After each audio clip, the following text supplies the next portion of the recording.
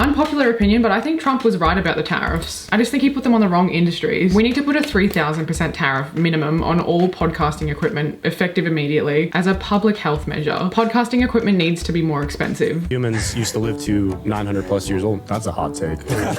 No, they talk about it in the Bible. Noah lived to be 900 plus years old, and they say life expectancy is going up, but it's actually going down. You can go on Google right now. Again, I don't like to use Google as a source. Go into obituaries from London in the 1500s and see people that lived to 200, 300 years old. And the source is just trust me, bro. So he's not going to use Google because it's not a reliable source of information, but he's going to use a made-up book written by multiple different people over the span of like hundreds of years, thousands of years ago.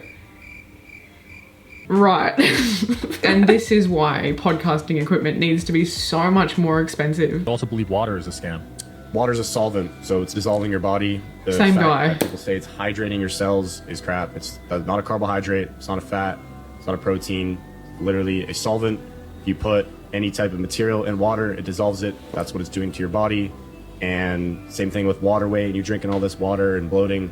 There's actually no benefit to it. If you want to hydrate, you have fats, you have juices, you have something that your cells can actually utilize. You know what? I don't even know why I've done this to myself. I have done this to myself. Juices, as in the liquid that's made up of mostly water. Is that correct? You really should have to have a license to buy a mic for this. The Venn diagram of people that think their thoughts are so profound that they need a microphone and an audience, and the people who should never ever be given those things is just one big unfortunate circle. And this isn't even the worst of it. Every single day people are getting on podcasts and dropping these nuggets of wisdom that are really just basic concepts that every single 9-year-old girl figured out at a sleepover. Whenever you're with somebody, it may be the last time you see them again. You just don't know. So make it great. What have you got to lose? You may never see this person again. We don't know. Life is like, you don't know.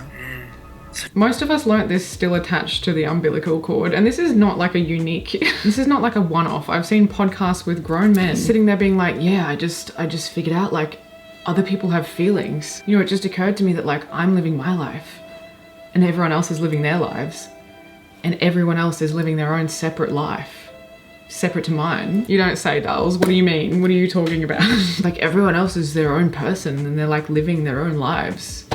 They're acting like the most normal, basic, everyday experiences are some like philosophical discovery he's gracing the world with. And then when you're not like impressed by it, they'll insist that you just don't understand. But we've been understanding since we were like 7 years old. I swear to God, every single podcasting format is just two bros and zero critical thinking skills. Not everyone or every thought needs a platform. And in a world where media literacy is on a steep decline, editorial standards are non-existent and actual literacy levels are woefully low, younger generations are lapping this shit up, immediately accepting it as fact and integrating it into their identities, and it's making the world go to shit. Remember, just because you can buy a microphone doesn't mean you should. My day is 6 a.m. to noon, and I'm not crazy. You're crazy for thinking it takes 24 hours, just like some dude in a cave did 300 years ago. My second day starts at noon and goes till 6 p.m.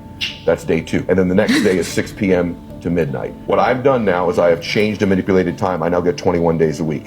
Stack that up over a month, I'm gonna kick your butt.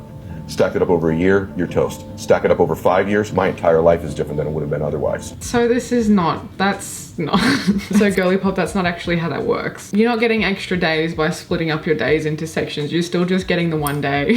Like it's the same amount of time. And maybe I have too much faith in humanity, but I did open the comments to that expecting it to be full of people being like, what on God's green earth are you talking about? But in reality, again, people are eating this shit up. This like alpha bro hustle culture nonsense. They're all eating this up. This sounds like the ramblings of someone who found their second grade math class a little bit difficult. 54% of Americans between the ages of 16 and 74 read below a 6th grade level. So more often than not, even if you put the facts directly in front of someone's face, they are quite literally not able to properly read and comprehend what they are seeing. They are not fully understanding the words that they are reading. And that's not even touching on media literacy. We are so cooked, it's not even funny. People across the board not only don't know how to verify the information that they're consuming, whether that's by reading or watching videos, but they also can't be asked finding out if that information is true either. As long as it aligns with their worldview and their opinions, they don't care, and if it doesn't, they'll just call it fake news. Because flat out just denying and rejecting basic objective facts if you don't like them was another thing that the Tangerine Tyrant introduced to us and really popularized and spread among the uneducated masses. Mango Mussolini, if you will, but I digress. With the sheer amount of misinformation flying around these days, it's getting harder and harder to tell what's true, what's bait, and what's just a straight up scam. And while we're all trying to navigate this collapse in media literacy and also the collapse in reliable information, there's also another layer to the chaos, and that is that your personal information is also at risk, especially when you're online all day, as so many of us are, clicking links, signing up for new accounts, getting targeted constantly by shady websites and spam emails and scammy emails and texts. It never ends. It literally never ends. And that's where Aura comes in, who is today's sponsor and one of the only tools I've found that makes me actually feel safer online. Have you Googled yourself recently? It's fine, you can admit it, this is a safe space. I did the other day, and unfortunately all of our parents were right. The internet does remember everything. So much information is stored by data brokers online. If you've ever wondered how scammers get your phone number or why your inbox is full of spam, this is why. I get probably 3 calls a week that are just pure nonsense spam calls. They're doing it without your consent and usually without your knowledge, and they are making billions selling off your personal data to other companies, to scammers, and even to stalkers. They're just selling your personal information like it's normal, which unfortunately it kind of is now. These data brokers are legally required to remove your information if you request it, but they make the whole process really confusing and exhausting on purpose, so most people just give up. And that's what Aura can solve. They're a godsend. Aura is an all-in-one digital security app that takes care of the data removal for you. They actually go in, find your info on those sketchy sites and start removing it automatically, and it stays off. I don't want to be thinking about who has my details and who's selling off my information, and with Aura I don't have to. But they also do way more than that. They alert me if my info shows up on the dark web. They monitor my credit and bank accounts for fraud in real time. They offer a built-in VPN, antivirus, and password manager all in one. And they have 24/7 US-based customer support with up to $5 million in identity theft insurance if anything does go wrong. Not having Aura is like locking your door but leaving your laptop open and unattended at the airport. It's just not worth the risk anymore when most of our lives rely on the internet now. And the best news is you can try Aura completely free for 14 days using my link below. That's aura.com/Brienne. Make sure you use my link so they know I sent you. Again, you get 14 days completely free to try it out. That's enough time for Aura to start scrubbing your personal information from data broker websites, all without you lifting a finger. Go check it out if that sounds like a bit of you. We live in an era of podcast oversaturation. Do you remember when podcasts were like a pretty novel idea? Fast forward to today and it seems like everyone with a microphone and an opinion has jumped on the bandwagon. As of this month, there are approximately 4.52 million podcasts available worldwide, with over 354,000 podcasts released in the last 30 days alone. That is insane. That is genuinely mind-blowing. The pandemic played a significant role in this surge. In 2020, over 1 million new podcasts were launched, a 200% increase from the previous year. As we know, it was the perfect storm. People were at home, they were seeking creative outlets, everyone was online. But with this explosion of volume came a dilution in quality. Platforms began to prioritize quantity over quality, rewarding creators who churned out content rapidly, regardless of its substance. Algorithms famously favor engagement, and nothing drives clicks more than controversy, and this has inevitably led to a rise in rage baiting, where provocative or outrageous content garners attention, not because it's insightful, but because it's incendiary. It's just shit stirring as a profession. And there's still a lot of great podcasts that are insightful and in-depth and full of substance, but they're usually completely outshadowed by sensationalist sound bites. In fact, even within the Manosphere, like broadcast universe, there's still a lot of great takes being thrown around. But in general, the race isn't to the top, it's to who can be the most outrageous. It's less about sharing ideas and more about who can shout the loudest and most obnoxious hot take that will go viral, either from people agreeing with the take or people calling it out. The catch-22 here being, if you do call it out, you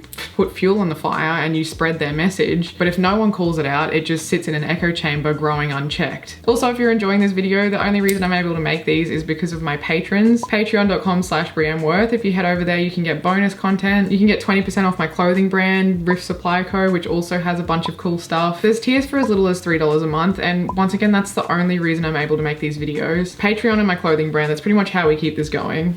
Okay, back to the video. In this era of oversaturation, the barrier to entries are low, which can be a good thing, but the quality has plummeted. The democratization of content creation is kind of a double-edged sword. While it gives everyone a voice, which is awesome, it gives everyone a voice. You can just get online and say whatever you want, even if it's complete nonsense. Put some background music over it, some animated captions, and people just believe you. It's been said that the psychologists have tougher times with the C-section babies because they don't have the DMT experience, having the pineal glands squeezed and the DMT explosion as you're coming into the earth plane through the canal. You know, actually, it hasn't been said.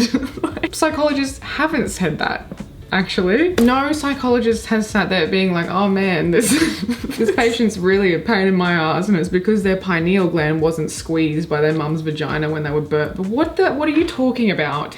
What are you talking about? And is this the same dude that was drinking his pee not long ago in the last video that I did? Wellness influencer video? Is he on multiple grifts? I wouldn't be surprised if there's way more continents outside of what we even know, and Earth is even bigger than we think. I mean, wow. I just think a lot of times we are so incredibly light. You know what I mean? I mean, it's. I think if we really knew, I think we would like go insane if we were like, wow. Yeah. Like almost Truman Show, like, you know, Jim Carrey and that. Like it would be almost like that, realizing, wow, we've been so lied to things. And I think there's something big within that. You know? Why and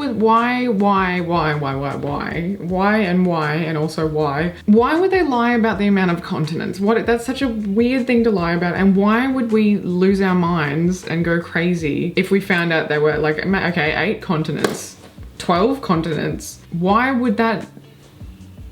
Can we just please use logic here for half a second? And why are there so many dings in the editing and not even I can't. Why would they lie about that? Let's just ask the simple question. Why would they do that? What's the point? Do you know how many people it would take to cover up a conspiracy that big? Why would they, for what? So many of these bad podcast takes can just be debunked completely by asking why. The rise of podcast bro culture. Welcome to the brocast era, where every dude with a god complex and a ring light thinks he's Jordan Peterson meets Joe Rogan with a little dash of Steve Jobs. All he needed was a $50 mic and a dream. Podcast bro culture is a genre all on its own now. It's not about discussion, it's about performance. Masculinity as a brand, stoicism, discipline, failed attempts to look like an alpha. And yet the takes are so emotionally stunted, you would think they were written by a boy who got rejected in grade 10 and never recovered from it. Because they were. Here's the most controversial thing you'll probably hear me say ever. Women have been lied to, and they've been taught that if her man sleeps with another woman, that means he doesn't love her. This ain't true. A man can have sex with a woman and not give a damn about it. If a man still comes home, he still takes care of, he still protects his woman, he still loves her. I think he needs to play the background music a little bit louder because I could almost hear him speaking. Here's the thing that dudes like this don't get. Women can do that too. Women can sleep with people and not give a damn. They do it every day. They do it all the time. But if you suggested that the inverse, women cheating on men and then coming home to their husbands and their husbands having to be okay with that, if you suggested that to any of these people, they would have a tantrum. The double standards are insane with these people. People look at me as soon as I walk in and they're like, who is this guy? I look like I'm going to hurt somebody. I don't look like I walk into the B-roll. I'm coming to have a good time. I'm coming to eat lunch. When I walk in, it's like I'm literally going to hurt somebody. It's like they're actually cosplaying the fantasies they have in their head. You know when you go to a movie, say it's a Marvel movie, right? You're watching a superhero movie for a couple of hours, you walk out of the cinema and you kind of are in the headspace that like maybe you are a superhero, and then it fades and you go back to your normal life. It's as if they never went back to their normal life. He's got a severe case of main character syndrome because no one is looking at him like that. No one. They're probably looking at him like, why is this guy in a suit filming himself eating lunch and death staring people? Modern day women just don't qualify for the top tier men, and that is the truth. Only you're a top tier man? By what standard? I'm 6'4", only about what? 8% of the entire world is 6'4". I make well over 100K a year, and I'm black at that if you add that on. So just if we're speaking about those figures, the things that women are attracted to, no, I'm not gonna toot my own horn, but I'll let you do the math. His idea of what makes him a top tier man is his height, the fact that he makes a fairly attainable income and he's black? Why would being 6'4" make you a top tier man? Why would earning over 100K make you a top tier man? That doesn't even make you a mid-range. Like, I'm just talking stats here. A lot of people make over that amount of money. The conversation and the words that are coming out of the mouth of someone like you, I would never consider top tier. A top tier man is also a man that is extremely desirable by way of his character. A top tier man is a man. I would add to that, most women who watch this video are turned off by this person. They're turned off by the attitude, they're turned off by the entitlement. The vibe is just icky and off-putting. To be a top tier man, you do have to be desired by a lot of women. So if you are actively turning off a lot of women, how are you a top tier man? How then are you a top tier man if no one wants you? No one wants a bar of any of this, even if you're 6'4". He might be a top tier man to other men. Don't know if that's his target audience though. And who displays a certain level of intellect that allows him to consider other people. A top tier man, they lead with love, not with dictatorship. Right? They don't want to control their woman. They want to gently lead their woman. A top tier man creates space for a woman to feel good about herself. A top tier man supports the dreams and the ideas of a woman. A top tier man prioritizes a woman. A top tier man is in leadership and working as hard as he is to give the woman the life of her dream. All that stuff that you just said, that was just womanese talk. This is what I mean. Like, she's literally outlining what I'm confident 90+% of women want from a man, and he's just disregarded it because in his mind, the information he's gotten from other men, probably on podcasts, probably other podcast bros, says that 6'4", 6 figures is more than enough.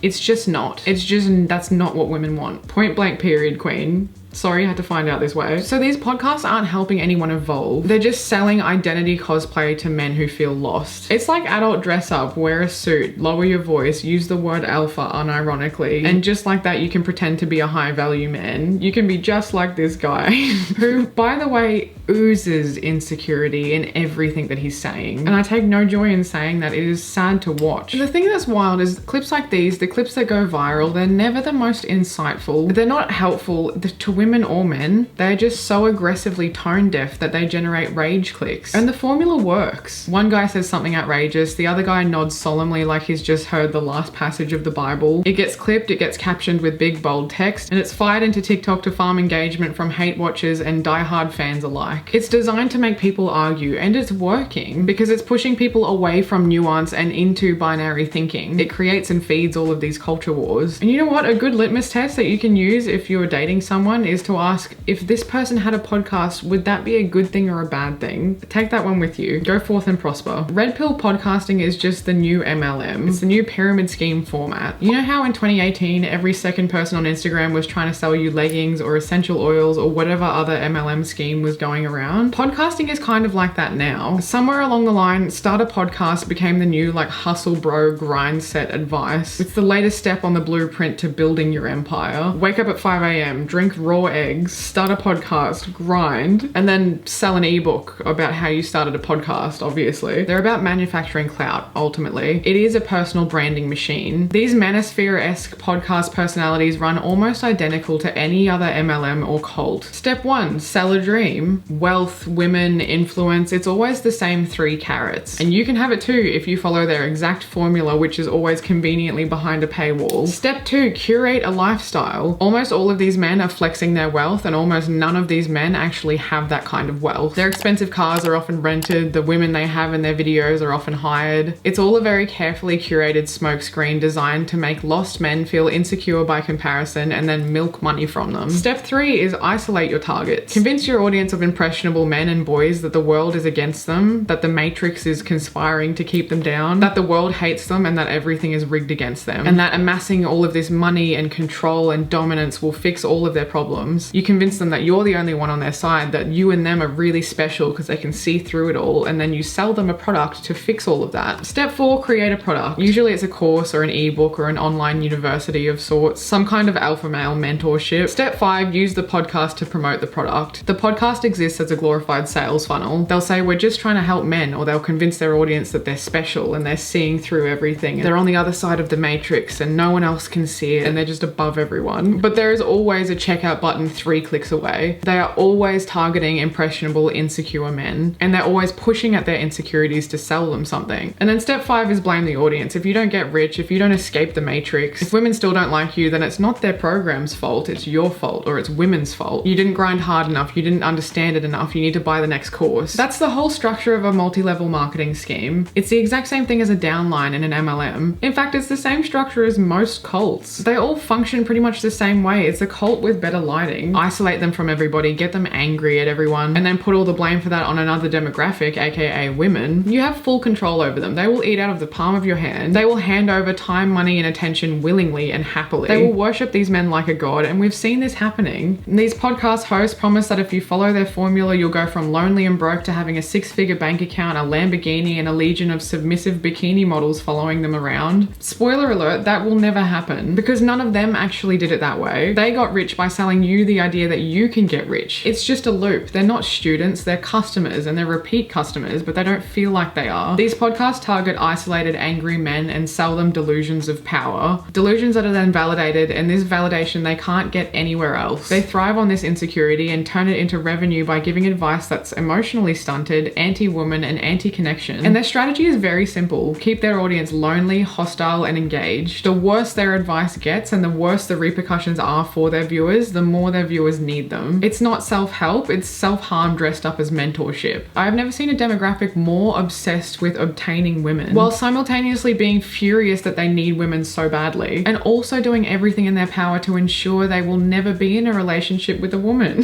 Meanwhile, women are simply walking away. Women are not trying to control men, we just want to be left alone. We are opting out in droves, and yet these same men who can't stop ranting about how much they despise women, claim we're inferior, say they want to subjugate us, say we shouldn't have rights, they still center their entire lives and self-worth around women. Make it make sense. And they're getting mad that we want nothing to do with them. What do you mean? Like, pick a side. And this is the podcast bro paradox. All women apparently want 6-foot chiseled men who earn $300,000 a year. They're ripped, they show no emotion, and they're stoic as a brick wall. And according to these podcasts, women will refuse to date anyone else. Yet, if you look around in your real life, like with your real eyes out in public, most men with girlfriends are an average build, average attractiveness, they earn an average wage, and surprise, surprise, they're just funny and nice. That's the reality of it. They are being conned, they're falling for a sales pitch, and they don't even realize. Because as the saying goes, it's far easier to fool people than to convince them that they are being fooled. This high value man rhetoric, when I see it, it's truly hilarious because they are high value to you.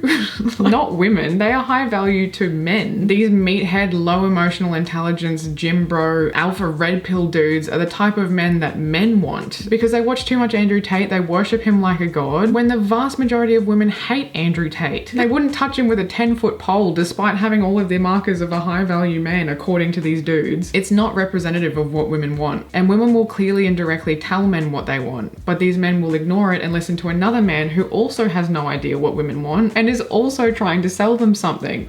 Notoriously not a great place to get info. It is interesting though, because Andrew Tate might be a terrible source of relationship advice, but he does excel at recognizing the vulnerabilities in other men. He knows how to exploit weaknesses in a demographic of extremely insecure men. And it is deeply amusing to me that somehow all of these copy and paste followers are somehow free-thinking alpha bro leaders at the same time, while also worshipping other men that they don't even know and taking orders on how to live their life. How does that make sense? They live in a state of contradiction. And the funny thing is, any man who actually has the balls to stand up against it and speak out against the cult is viciously torn down, harassed, and called a simp. A simp, by the way, meaning any man that expresses traits of treating women like human beings, treating women as if they like them.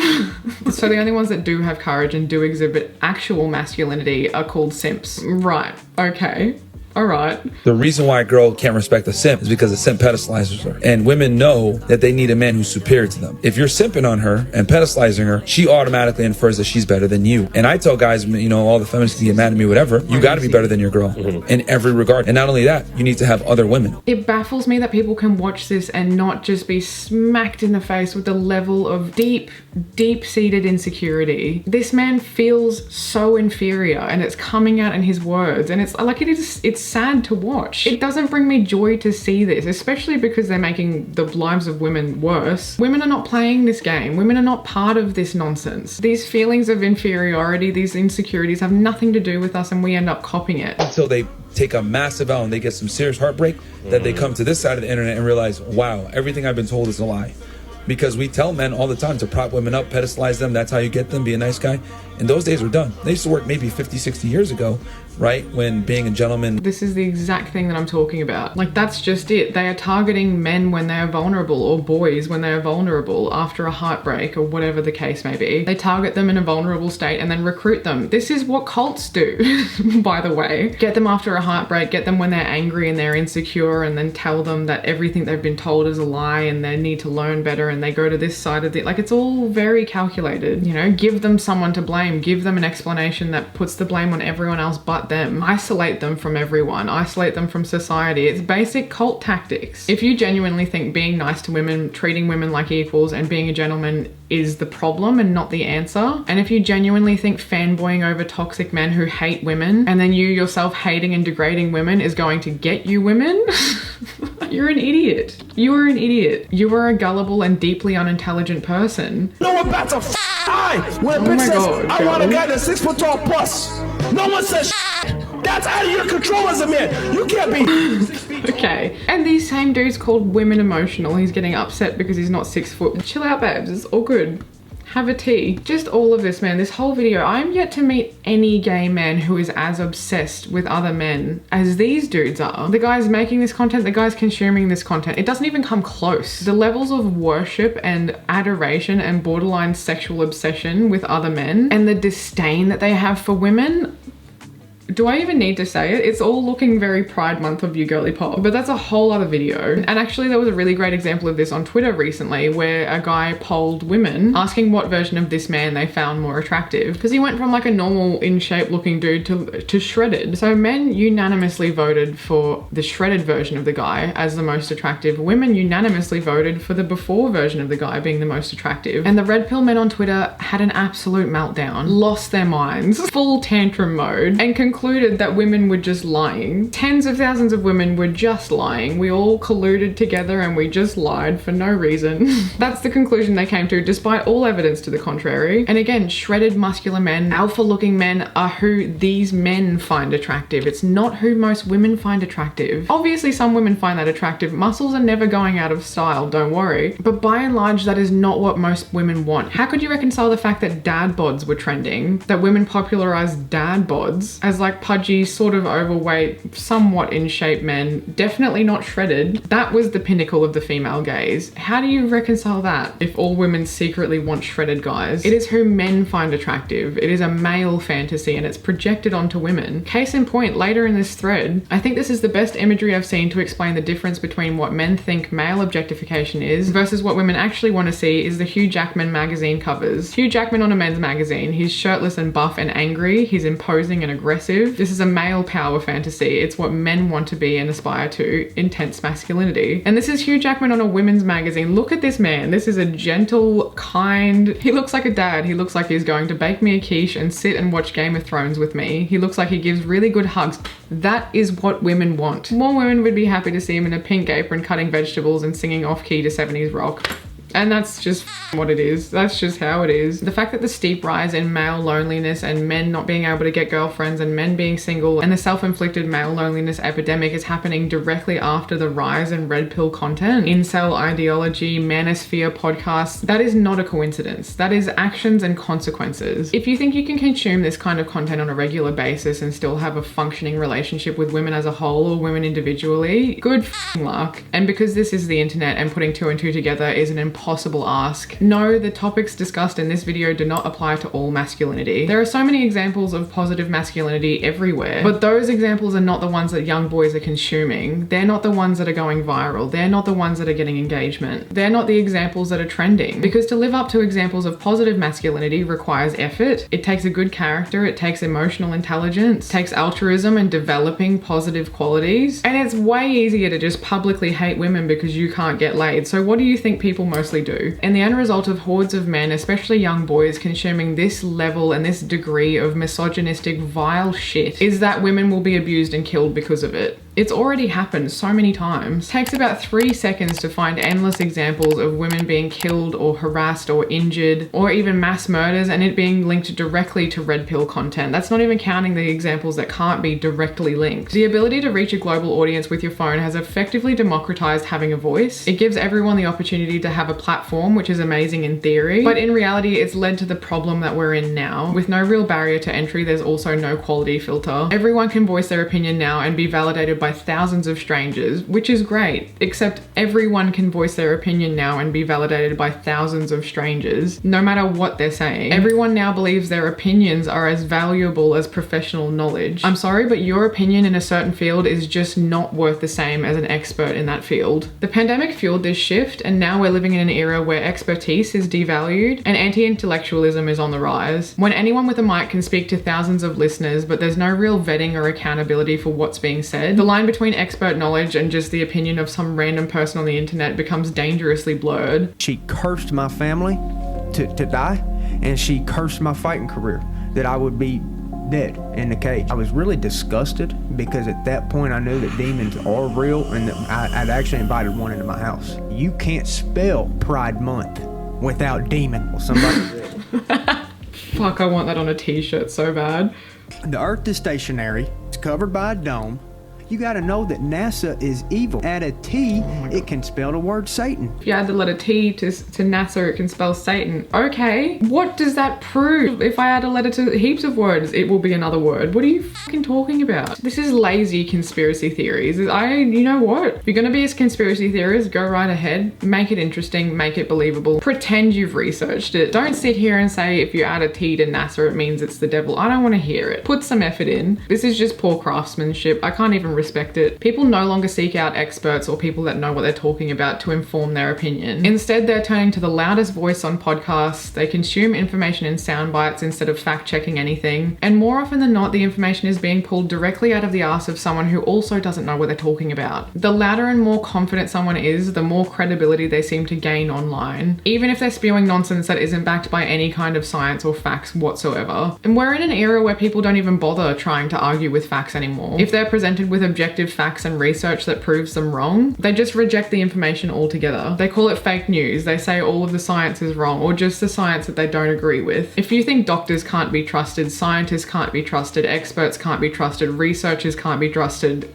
universities can't be trusted, professors can't be trusted, experts in every field can't be trusted, but a known con man that is caught lying more often than he breathes, and a gaggle of podcast grifters that profit directly off of your blind allegiance are somehow the only reliable pillars of truth in the world, then I've got a beachfront property in the middle of the Sahara to sell you. It's always facts don't care about your feelings until they are presented with facts that genuinely don't care about their feelings. Then it's fake news. In conclusion, just because you can yell confidently into a mic in a podcast doesn't mean you know what you're talking about. Real knowledge doesn't come from dudes selling snake oil in a studio. And I'm sorry, but male loneliness is just not going to be solved by a bunch of men that hate women and want you to blindly support them and be isolated so that you'll buy their shit. It's just not. So let's stop acting like every opinion is a secret gem of wisdom and start questioning who we're actually listening to. Trusting grifters over experts is like picking a circus clown to do your brain surgery because they're funny and they seem confident. The world really doesn't need more noise, it needs less idiots with mics. Thanks for watching. Stay curious, stay skeptical, and try and reserve your trust for people who actually know what they're talking about.